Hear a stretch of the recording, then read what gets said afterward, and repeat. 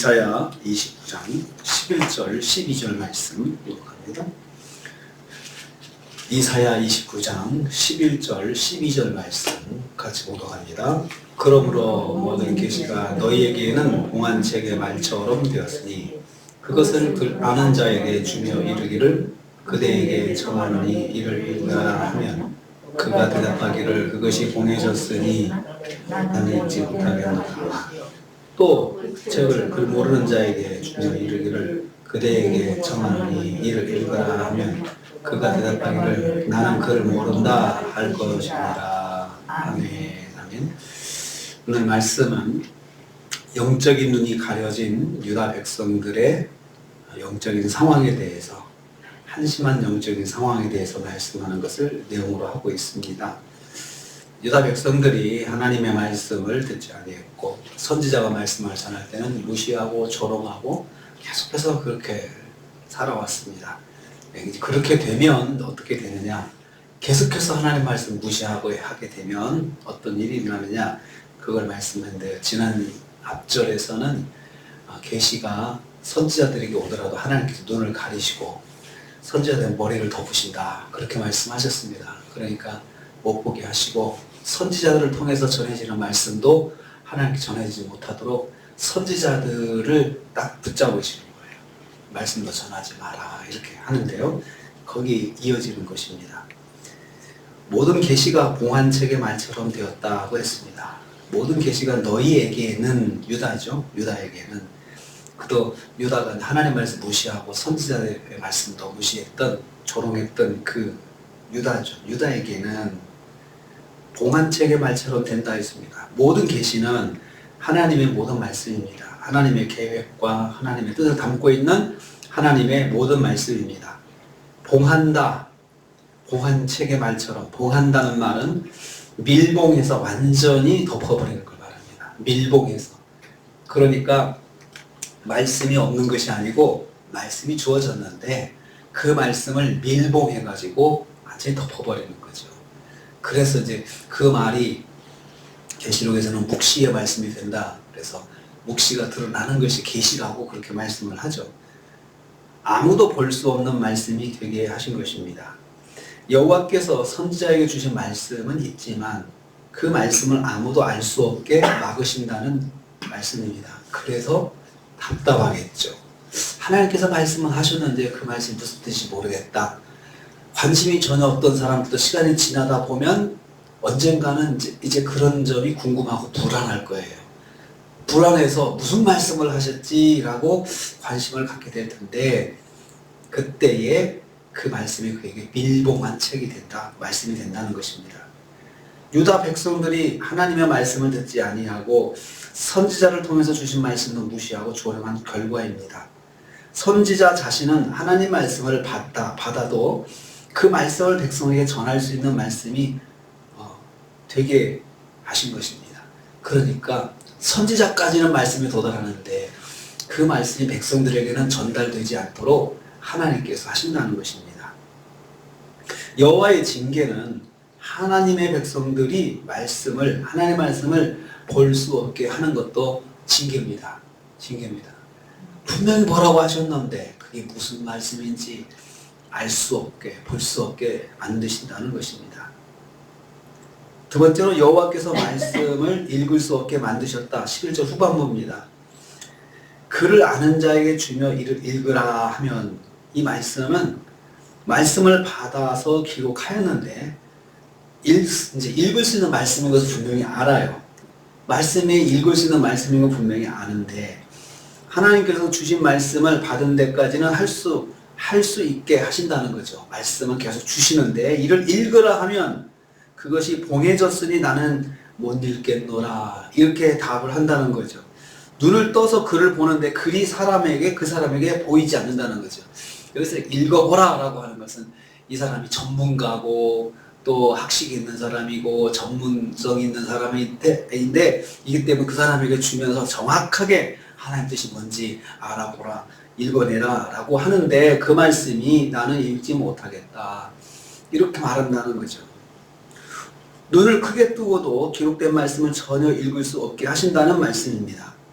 기록된 말씀을 해석할 수 있는 눈을 철저히 막으셔서 그 말이 무슨 말이고 무슨 뜻인지 알지 못하게 하신다는 것입니다.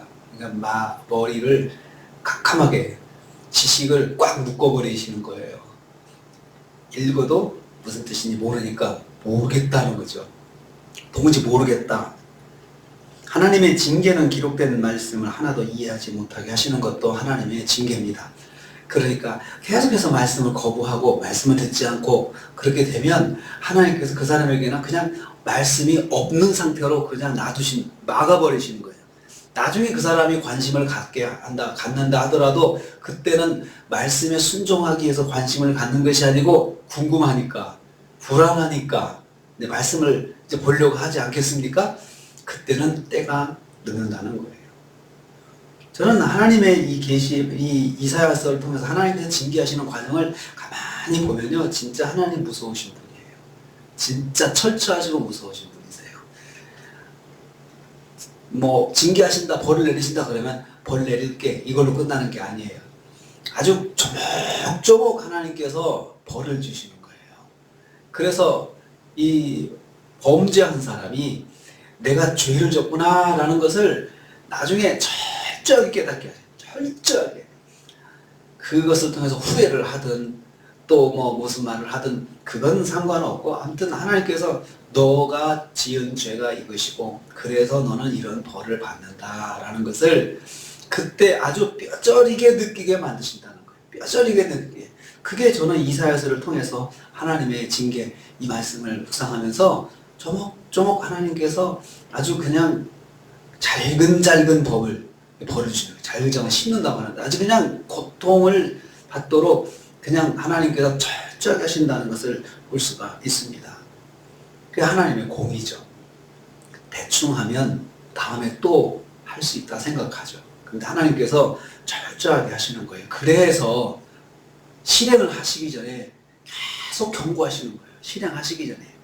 실행하시고 계속 말씀하시고 계속 말씀하시고 선지자를 통해서 말씀하시고 거절당해도 말씀하시고 또 하나님 직접 말씀도 하시고 그렇게 해서 계속해서 하시는 건 일단 이 하나님의 징계가 실행이 되면 이제 늦는 거예요. 걷잡을 수가 없는 거예요. 그래서 물론 이것도 있죠. 하나님 백성한테는 그래도 소망을 주시면서 벌을 주십니다. 그런데 소망을 주시어도 맞는 것이 안 아픈 거 아니잖아요. 이미 맞은데 상처가 있는 거잖아요. 그런 것까지 없애주시는 건 아닙니다.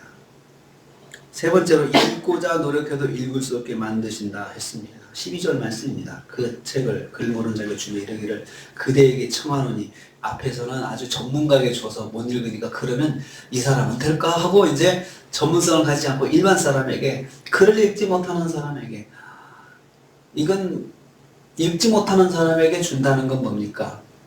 이 사람이라도 하나님께서 어떻게 눈을 열어가지고 볼 수 있게 하지 않겠는가 라고 그런 기대를 가지고 읽게 한다는 거죠. 사람들이 답답한 마음에 다시 반복해서 부탁하는 상황입니다. 그대에게 청하는 일을 읽으라 간곡하게 부탁하는 말씀이죠. 부탁해도 기록된 말씀을 읽을 수 없게 된다는 것입니다. 읽으려고 노력하는 것을 말합니다. 나는 무식하다 인정하는 것입니다. 나는 무식해서 읽지 못합니다. 솔직하게 나는 무식해서 읽지 못합니다. 읽으려고 노력하네 나는 무식해서 이 말씀을 읽을 수 없다고 인정하는 것입니다. 지도적 이치에는 유식한 자라 해도 하나님의 계시에 대해서는 무지하며 하나님의 뜻을 헤아리지 못하는 것을 인정하는 것을 말하기도 합니다. 하나님의 계시의 본질에 접근할 수 없게 되는 것을 말씀하고 있습니다. 그러니까 하나님의 말씀 계속 무시하고 말씀 듣지 않냐면 우리에게도 마찬가지입니다. 말씀을 계속 주셔도 그냥 말씀을 듣고 흘려버리고 한 귀로 듣고 한 귀로 그냥 흘려버리고 그렇게 하는 것이 습관이 된 사람에게는 하나님께서 말씀을 안 주세요. 아니 그 사람이 말씀을 들어도 깨닫지 못하게 하세요. 아니 그러니까 없는 거나 마찬가지죠. 없는 거나 마찬가지죠. 나중에 위기감을 느끼고 불안한 마음에 읽으려고 해도 그때는 이미 늦는다는 것입니다. 반복적으로 하나님 말씀을 무시하면 계시의 말씀이 단절됩니다. 그래서 하나님 말씀을 계속 안 듣고 신앙생활 하려고 하는 분에게는 말씀 자체가 없게 되는 거예요. 나중에는 하나님께서 안 주세요. 그래서 우리가 작은 말씀이라도 귀를 기울여 듣고 그 말씀에 순종하려고 하는 것이 정말 중요한 영적 습관이고 그것이 바로 복을 받는 습관입니다. 그래서 작은 말씀에 귀를 기울여서 듣게 되면 더 중요한 말씀, 또 더 하나님께서 귀한 말씀, 이 말씀들을 계속해서 그 사람에게 하나님께서 듣게 하신다는 것입니다.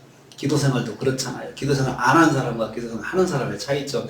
안 하다 보면 기도도 못해요. 그렇지만 하게 된다면 처음에는 한마디밖에 못하던 기도가 점점 깊어지고 정말 능력의 기도가 되잖아요. 기도하는 사람에게 기도의 능력이 있고 기도의 은혜가 임하는 것이지 기도 안 하는 사람에게 그렇게 되는 것 아닌 것처럼 말씀도 듣는 사람에게 자꾸 말씀이 들려지고 말씀이 떨어지고 그런 거지 말씀을 듣지 않는 사람에게는 갈수록 말씀이 멀어질 수밖에 없고 나중에는 그 사람에게는 말씀 자체가 없는 그런 영적인 상황으로 하나님께서 만들어 버리신다. 그런 말씀입니다.